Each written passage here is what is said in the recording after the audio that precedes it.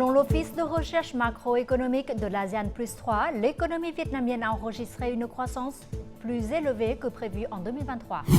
Les entreprises dans le delta du Mekong souhaitent profiter de la libération des capitaux pour accélérer leur production.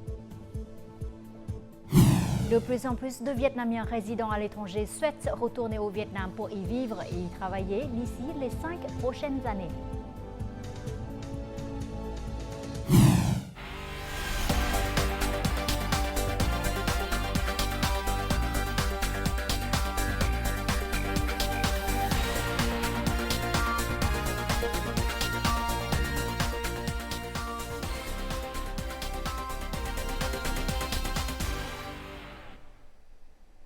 Mesdames et messieurs, bonjour. Restez avec nous dans cette nouvelle édition du Journal francophone.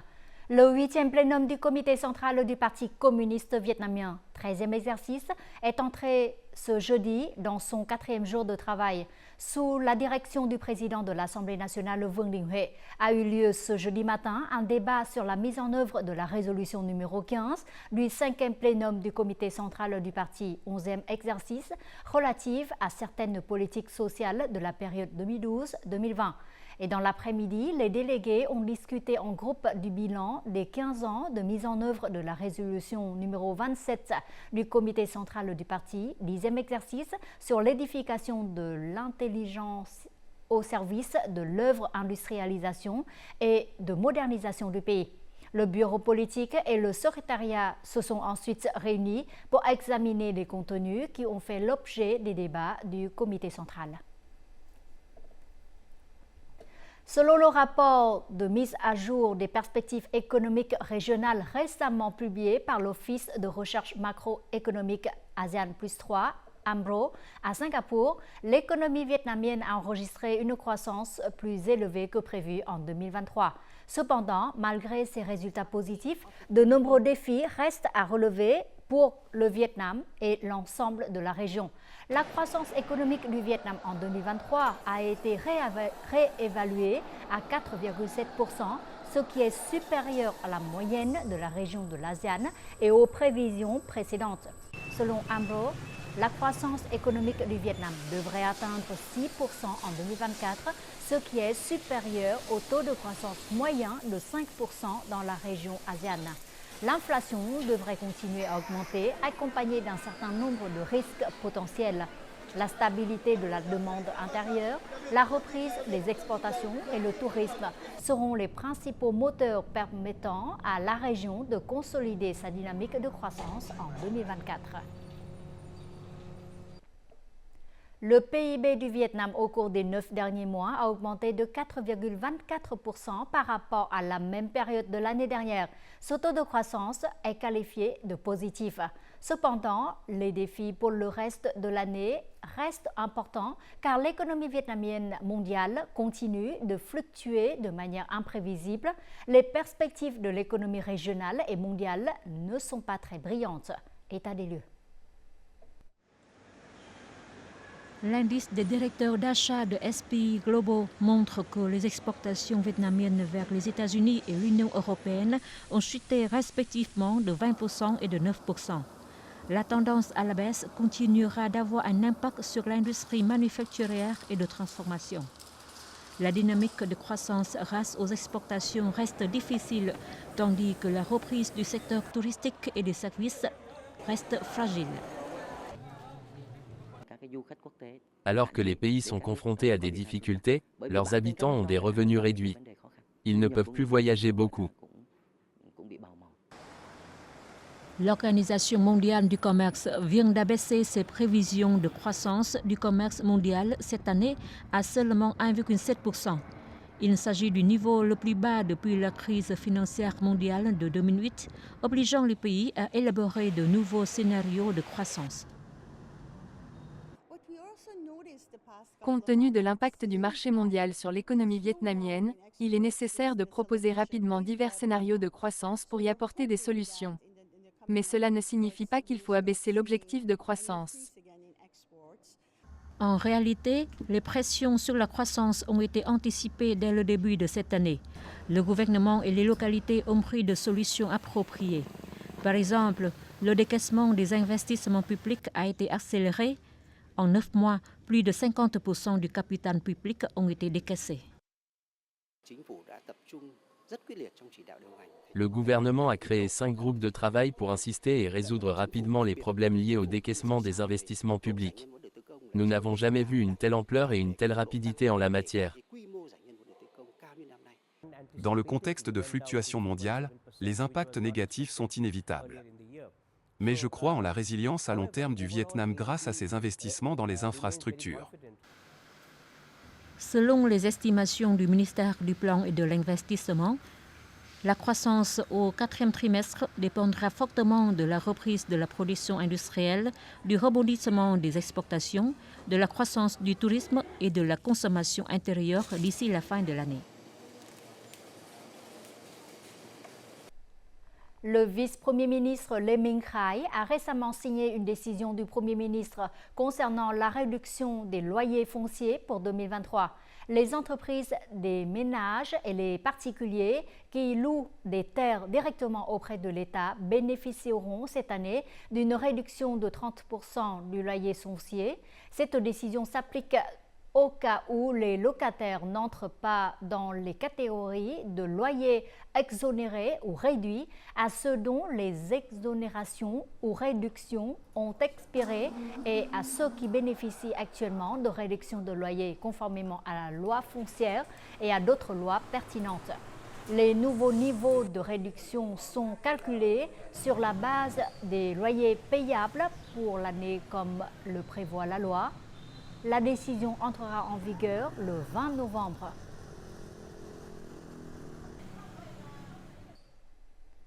En 9 mois, les investissements directs étrangers dans le secteur immobilier ont atteint 1,94 milliard de dollars, représentant environ 9,6% du total des IDE enregistrés.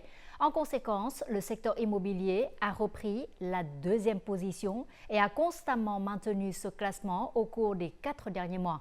Les investisseurs sont particulièrement intéressés par le segment de l'immobilier vert au Vietnam. Ils se sont engagés à atteindre 0 émission nette d'ici 2030. Actuellement, on observe une tendance croissante au verdissement dans les bureaux, les commerces de détail, les logements et l'immobilier industriel. Ces derniers mois, même si des difficultés subsistent, l'économie vietnamienne a montré des signes de reprise.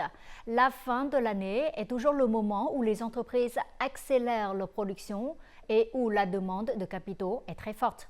Par conséquent, lorsque les capitaux seront libérés et accessibles, cela aidera de nombreuses entreprises à accroître leur transformation et leur exportation. État des lieux dans le delta du Mekong. Chaque jour, cette entreprise achète 20 tonnes de produits de la mer. Elle a besoin de beaucoup de capital.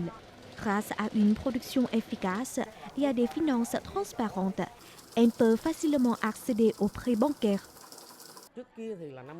J'ai emprunté 60 milliards de dong pour acheter des matières premières destinées à l'exportation, soit une augmentation de 10 milliards de dong. Nous avons déployé un programme de 300 milliards pour l'industrie des produits de la mer, afin d'aider les entreprises à augmenter leur production. Les banques ont non seulement injecté massivement des capitaux, mais elles ont également mis en œuvre de nombreux programmes, tels que l'augmentation des limites de crédit et la réduction drastique des taux d'intérêt sur les prêts. Avant, la prolongation du prêt était de 12 mois, mais elle est désormais portée à 36 mois pour mieux aider les agriculteurs et les entreprises. Nous demandons aux banques commerciales de mettre en œuvre la circulaire numéro 2 pour rééchelonner la dette et réduire les taux d'intérêt de 1,5%. Dans le delta du Mekong, l'encours de la dette du secteur agricole au cours des 9 derniers mois a dépassé 535 000 milliards de dong, soit une augmentation de plus de 6%, ce qui est supérieur à la moyenne nationale. Les capitaux libérés favoriseront la production, les affaires et la vente au détail, contribuant ainsi au développement global de l'économie. Notre journal continue avec les taux de change et l'indice de la bourse du Vietnam.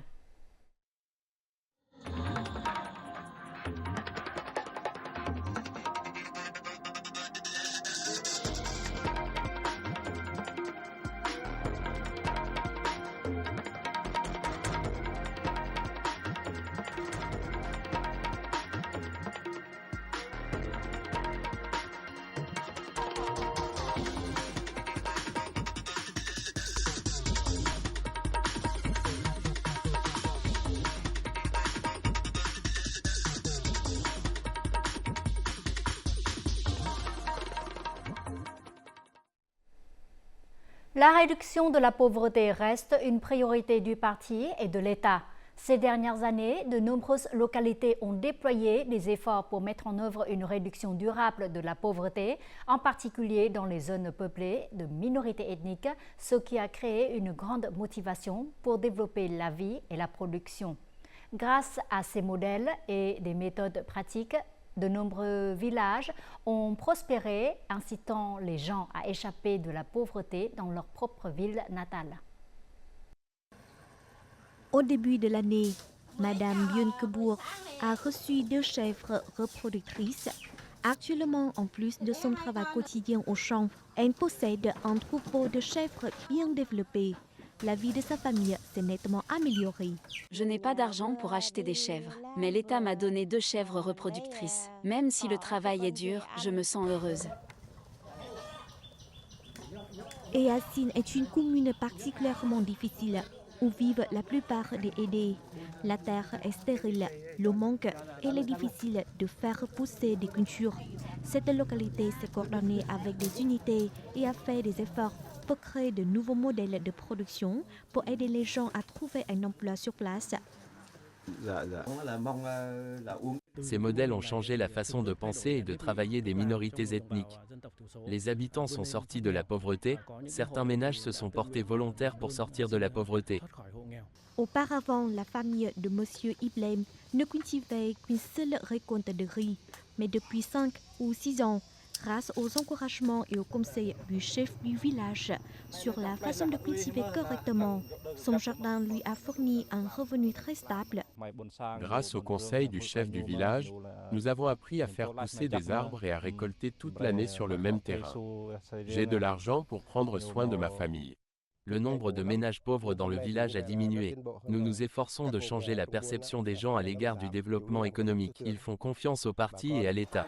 Dans le but de réduire le taux de pauvreté des minorités ethniques de 3 à 4% d'ici la fin 2023, Daklak a encouragé la mise en œuvre de programmes nationaux ciblés pour une réduction durable de la pauvreté, améliorant ainsi la vie des habitants locaux. À partir du 1er novembre 2023, l'ambassade du Japon à Hanoï délivrera des visas électroniques aux touristes vietnamiens. Ces visas sont spécifiquement destinés aux visites de courte durée à entrée unique à des fins touristiques dans un délai de 15 jours. Ils ne sont disponibles que pour les titulaires de passeports vietnamiens résidant au Vietnam. Lors de la demande de visa, les demandeurs doivent présenter l'avis de délivrance de visa à l'aéroport. Selon les données de l'Office japonais du tourisme, les visiteurs vietnamiens figuraient parmi les 10 plus grands marchés touristiques du Japon au cours des 8 premiers mois de 2023. À l'inverse, il y a eu environ 414 000 visiteurs japonais au Vietnam au cours des 9 premiers mois de 2023, ce qui a en fait le 5e plus grand marché touristique international du Vietnam.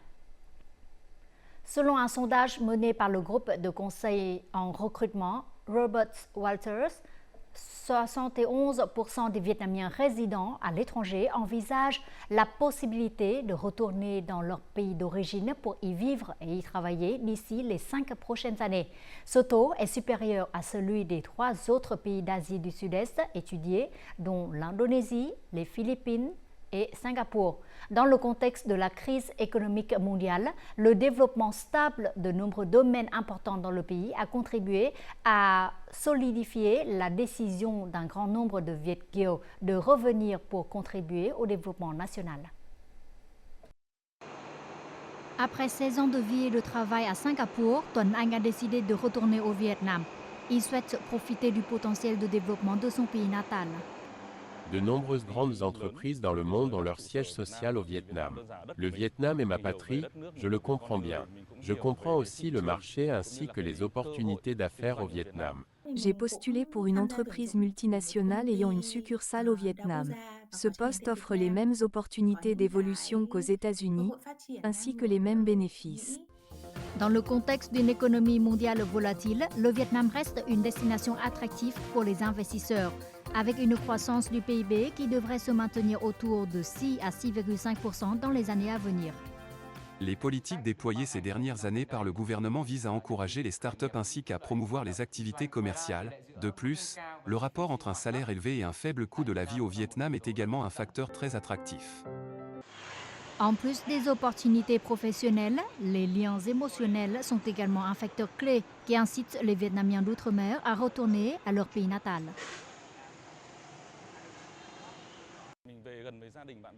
Quand je retourne au Vietnam, je me sens plus proche de ma famille, de mes amis. Je suis plus heureux. Je peux rencontrer les proches facilement. Cela m'aide à soulager le stress après le travail. Le Vietnam offre de nombreuses opportunités de travail et d'investissement. C'est un pays en développement très rapide. Je voudrais également contribuer mes efforts au développement de mon pays natal. Avec le retour des Vietnamiens d'outre-mer au cours des 5 prochaines années, les entreprises nationales se trouvent face à une opportunité en or d'attirer des ressources humaines de qualité. Hanoï, capitale vietnamienne, entre dans l'automne. Il s'agit de la saison la plus romantique de l'année, avec de l'air frais et des paysages paisibles. L'automne est devenu une source inépuisable d'inspiration pour la poésie et la peinture. Les jeunes artistes ont désormais trouvé leur propre façon d'apprécier la beauté de cette saison. Et dans le reportage suivant, nous vous invitons à découvrir quelques-unes de leurs œuvres. Dans une rue animée du cœur de Hanoï, la beauté de la ville en automne est capturée par les artistes du groupe Urban Sketch Hanoï.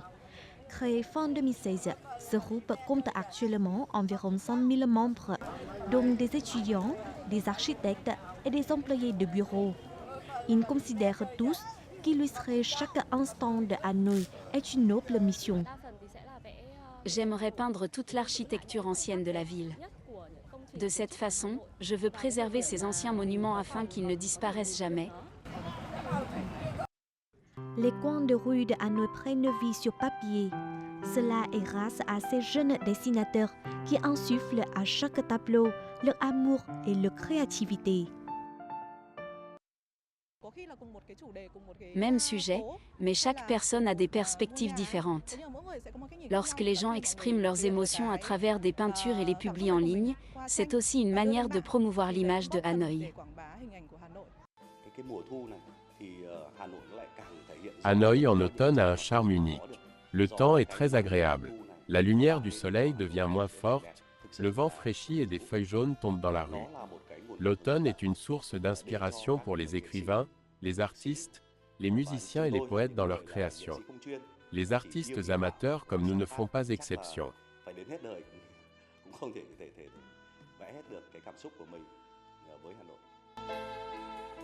Les espaces urbains qui mélangent la beauté du passé et du présent ont offert aux artistes des perspectives diverses et uniques. Les patrimoines de la capitale sont ancrés dans la mémoire des générations d'habitants et chaque individu a sa propre façon de montrer au monde la beauté de cette ville.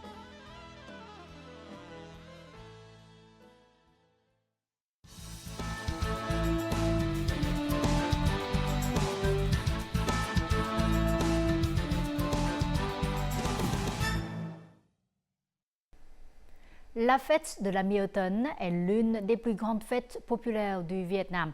Pour les Vietnamiens vivant et travaillant à l'étranger, c'est aussi l'occasion pour les jeunes générations de mieux comprendre les fêtes traditionnelles vietnamiennes et les différences culturelles avec leur pays d'accueil. En Thaïlande, une artiste vietnamienne s'efforce de préserver les fêtes traditionnelles et la culture vietnamienne à travers la peinture. Ces dernières années, elle a contribué à diffuser la beauté de la laque vietnamienne au pays des pagodes dorées. Nous la rencontrons tout de suite.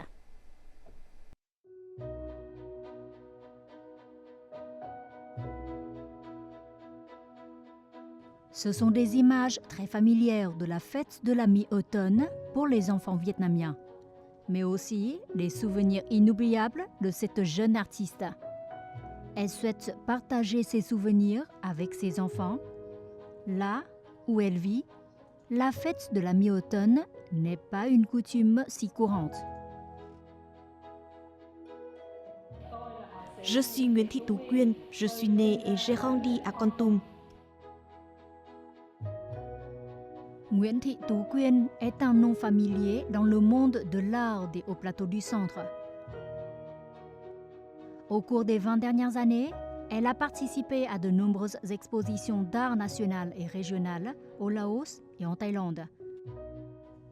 Le tournant dans la vie et la créativité de Tú Quyên s'est produit lorsqu'elle a obtenu sa maîtrise en beaux-arts en Thaïlande et a décidé de rester ici pour y vivre et y travailler.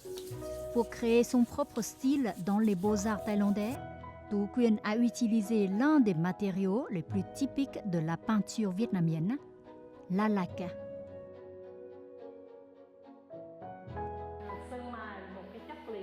La laque est un matériau typique du Vietnam que de nombreux pays n'ont pas. Je souhaite également l'apporter en Thaïlande et la présenter à des artistes et amis internationaux.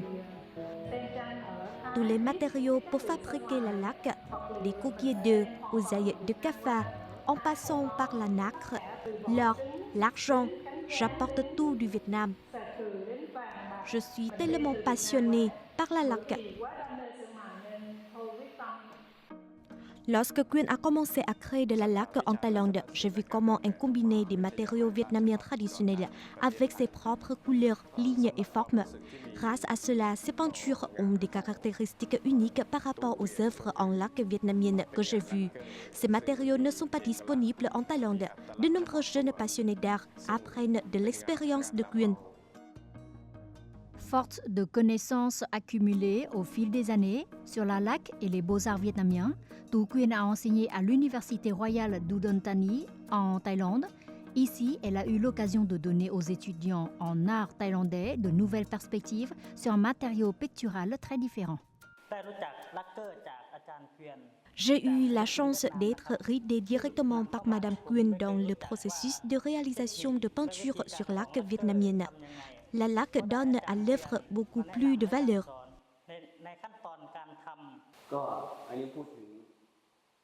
Auparavant, je ne savais pas comment étaient créées les peintures sur laque vietnamienne. Je pense que c'est un matériau de peinture très difficile à maîtriser. Cela demande à l'artiste d'être patient. Tú Quyên a non seulement contribué à former de nombreux jeunes artistes, mais a aussi laissé sa marque en participant à de grandes expositions d'art. Ses œuvres en laque ont impressionné les spectateurs. Les peintures en laque vietnamienne ont une caractéristique tout à fait unique, contrairement aux matériaux similaires de Thaïlande ou d'autres pays. Les peintures de Tú Quyên ont des styles typiques. Je l'admire beaucoup. Lorsque je participe à des expositions en Thaïlande, je choisis toujours de présenter des peintures sur laque. La plupart des spectateurs sont très surpris. Ils ne comprennent pas le processus de création de peinture sur laque.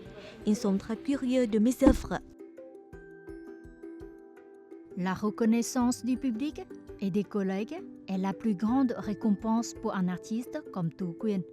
À l'avenir, elle espère aller plus loin pour affirmer la place des beaux-arts vietnamiens traditionnels et contemporains sur la scène internationale. Et en fin de journal, découvrons tout de suite les prévisions météo dans les principales villes du Vietnam pour demain.